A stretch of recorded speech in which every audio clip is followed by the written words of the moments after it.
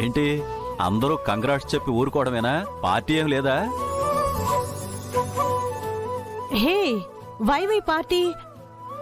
Select అయింది baby కాబట్టి baby you give party. ఏంటి నేనా? ఎస్, నేను రుద్ర సార్ కోసం కష్టపడి సెలెక్ట్ అయ్యాను కాబట్టి రుద్ర సారే పార్టీ ఇవ్వాలి. ఏంటమ్మా ఏంటి?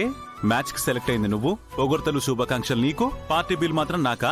ఆ, మ్, అవును బా, కష్టపడి ఆడింది నా చెల్లి అయినా దానికి ట్రైనింగ్ ఇచ్చిన క్రెడిట్ నీకే ఇస్తుంది కదా, మరి పార్టీ నువ్వేయాలి కదేటి? పోరా. మ్. అదేం కుదరదు. ఛాంపియన్ కప్ తీసుకోబోయేది మీ చెల్లెనే కాబట్టి మీ చెల్లె పార్టీ ఇవ్వాలి.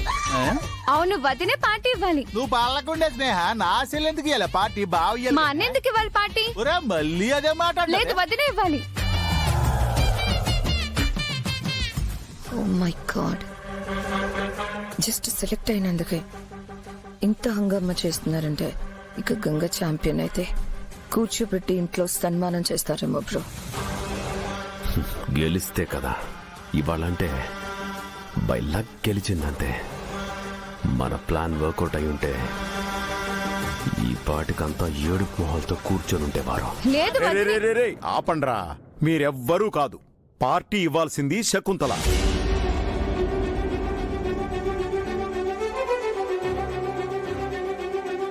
ఎందుకంటే తను గంగ కోసం పూజ చేసింది, ఎదురొచ్చింది, అదే పనిగా అకాడమీ కూడా వచ్చింది. అవును, మేం కూడా టీవీలో చూసాం.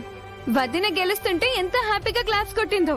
Sister said lie to me, go to friends home, came to academy.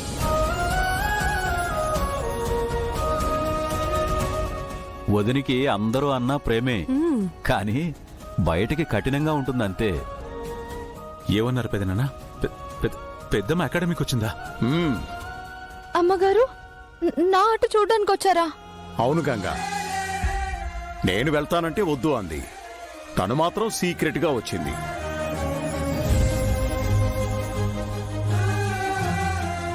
ఇప్పుడు వస్తుంది కదా, చెప్తా, తన్నొక ఆట ఆడిస్తా. వదిలేయండి పెదనాన్న, మళ్ళీ పెద్దమ్మకి తెలిస్తే ఫీల్ అవుతుందేమో. ఏంటి, మీ పెద్దమ్మకి సపోర్టా? అదేం కుదరదు బాబు, ఒక ఆట ఆడాల్సిందే.